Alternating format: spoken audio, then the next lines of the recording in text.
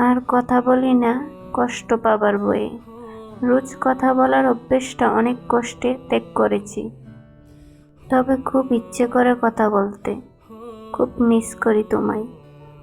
এক সময় ভালোবাসাটা দুজনের মধ্যে ছিল, এখন ভালোবাসাটা একতরফা হয়ে গেছে।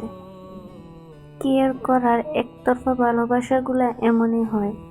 একজন পাগলের মতো ভালোবাসে আর অন্য একজন পাগল ভেবে অবহেলা করে।